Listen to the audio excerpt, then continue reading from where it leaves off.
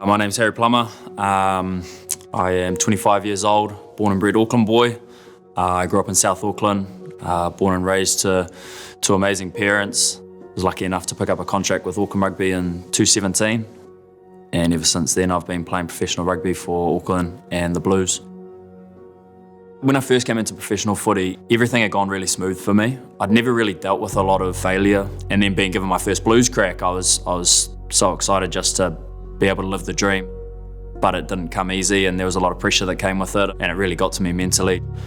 As a young person who wanted everyone to like them and wanted the region to love him, I fell into a trap of reading, things that I shouldn't read on social media around our team's performance and my individual performance, and I almost validated other people's opinions above my own, and probably lost sight of knowing what I could do as a person and a player. To finish a game and be bitterly disappointed around a loss, let alone coming in and being berated online, is pretty tough. You start feeding that dark side of your head. You start maybe second guessing yourself. I was getting in my own head a bit. So I got off it, and 1 month led to 2 months, and that led to a year, and to this day I'm not on any personal social media. For me, it's allowed me to be a lot more present with who I am. The other part of rugby that's really tough is injuries, and you're told that you can't play rugby for X amount of times, X amount of months. You lose your purpose a little bit. It's a long process and sometimes quite a lonely process. So I was very fortunate that my dad and my family were there for me. But I suppose the strategies that have probably been most effective for me going forward is being able to step out of rugby, and that's where golf came into it for me. I had to take myself out of rugby to learn a lot more about myself in rugby. I find it a lot easier to talk when you're outside of the environment. Outside of that and my family, I do have a dog, which is little Archie, so he's a little fox terrier. It seems like a walk with him or a run around can, brighten anyone's mood up a little bit, so that's another way that I spend a lot of my time.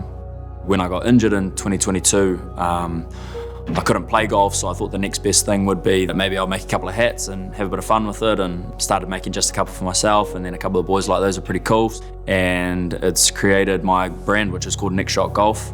I've recently partnered with Mental Health Foundation New Zealand. I'm actually wearing one of the hats that's going to be, so it talks about break the stigma. Breaking the stigma for me looks like practicing what I preach a little bit.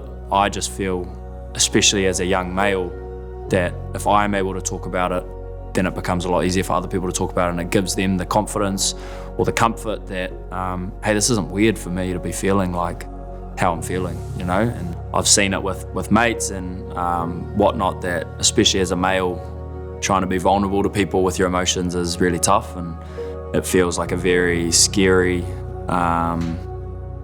place, because you're getting maybe judgment or that's probably the big one. You're scared what other people are going to think, really.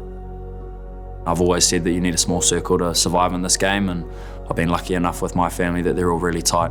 And I've had some awesome close friends as well to, again, take me out and remind me about what's important. And probably the biggest regret that I had was not sort of talking to people earlier, and I know how lonely it can be. And I suppose that's part of the stigma, is that we're seen as rugby players and we want to be seen as tough boys who, can go out and bash each other around on a Saturday and have bruises and, cuts all over us and stuff. But our ability to show our personal side at the same time, and be kind to ourselves, and the fact that we're able to not bottle stuff up, and I think that's where the Blues have got to, is we've got to a point where we're able to be comfortable around each other and show our real selves to each other, which in turn has led to obviously better conversations, which for us and me personally has led to better performance on the field.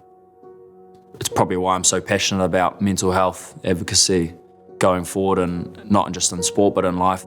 I know how hard it can feel to reach out for support from people, but man, it helps so much for me, and I know it might not work for everyone, but it's definitely a step in the right direction. I'm extremely proud of what I've got through.